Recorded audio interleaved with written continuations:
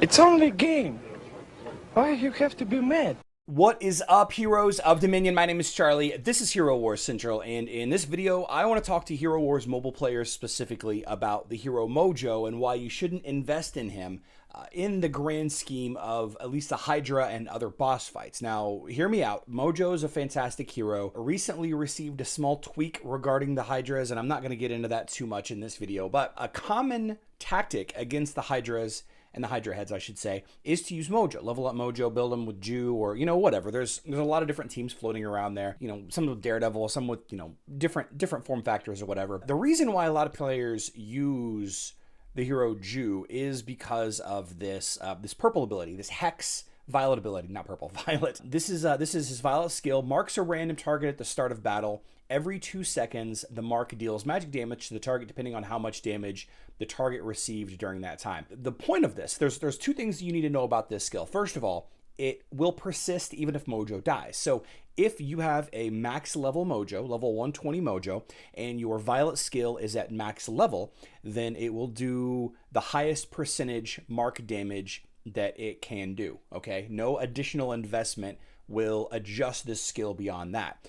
The second thing is the damage to the target, depending on how much damage the target received. Not how much damage Mojo did, but how much damage everybody else in your team did to that target. So a lot of people will use Mojo against the Hydra heads or the Outland bosses or campaign bosses or, whatever boss, because you come in and this random ability will target the one enemy that's on there, which is the enemy boss or the Hydra head, and this Hex is applied, and then all of the other heroes on your team will do the damage that they need to do, and the Hex ability persists even after Mojo dies. The additional damage through Mojo is dealt in that way. So the point of this video that I want to talk about is the reason why you shouldn't level up Mojo that much. You should absolutely get him to max level. You should absolutely max out his skills. But I want to show you a couple of screenshots. Now, these are from just a couple of players, so it's a very small sample size, And I want to thank Assassin from server 136 and the Elysium Guild for sharing these screenshots with me. We've been talking about this situation at length. I'm going to show some damage numbers against some of the legendary Hydra heads, and I want you to not jump to conclusions about the teams being used and whether or not they're the optimal teams or whatever. I just want you to pay attention to the general makeup of the team. So let's jump into the first screenshot right here. So we have a team here. We have a Mojo that does 12 million damage, and he's 32,000 power level. Okay, this is the fire element head on the legendary Hydra.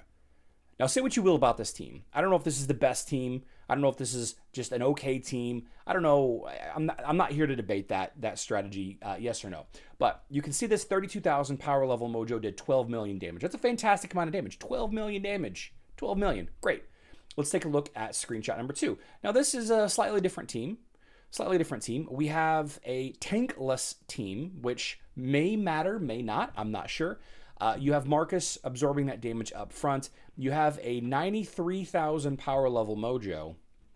93,000 power level, triple the power level, does 12.3 million. 12.1 million, 12.3 million. Right?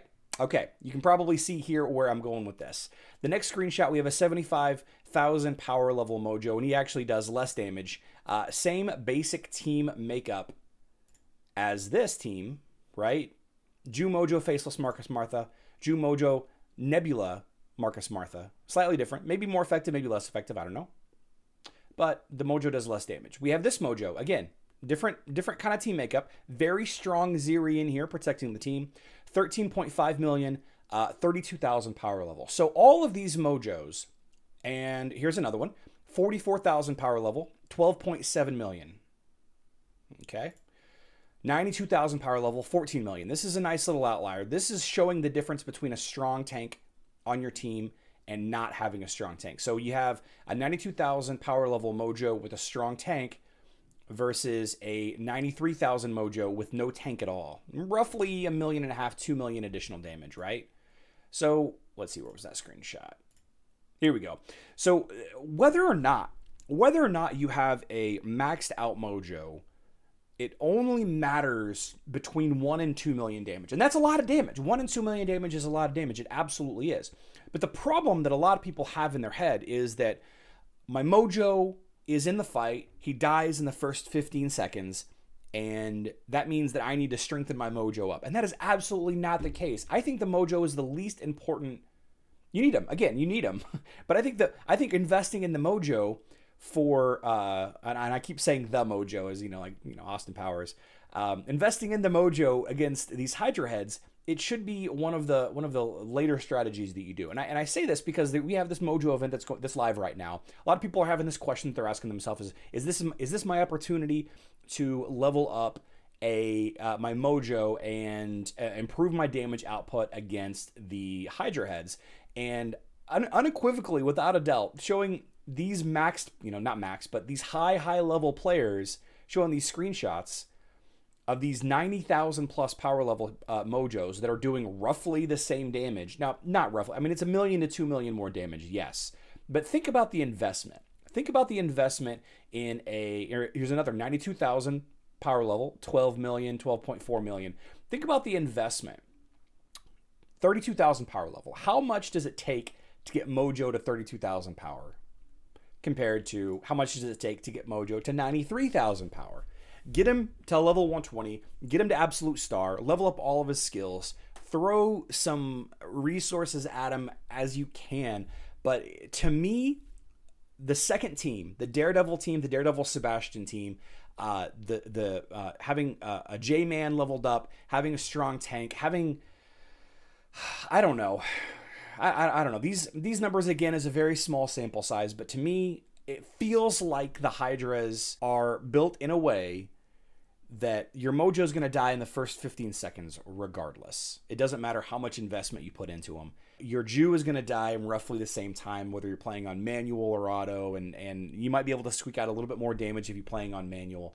But there's some big questions I have about these Hydra heads that have been raised to me in the last week.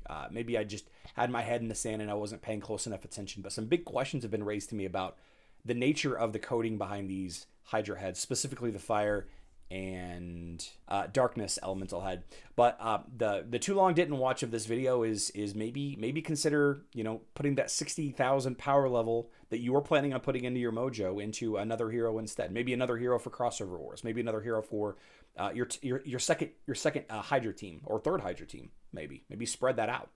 Adding 60,000 power level to your third Hydra team will probably help you and your guild more than putting that 60,000 power level into your Mojo, which is going to do roughly 12 to 14 million damage at max regardless. All that, and don't forget, save your nesting dolls for an event that matters, that you open up Hero Soul Stones. All right, save those nesting dolls. I love you all. Good luck in Dominion.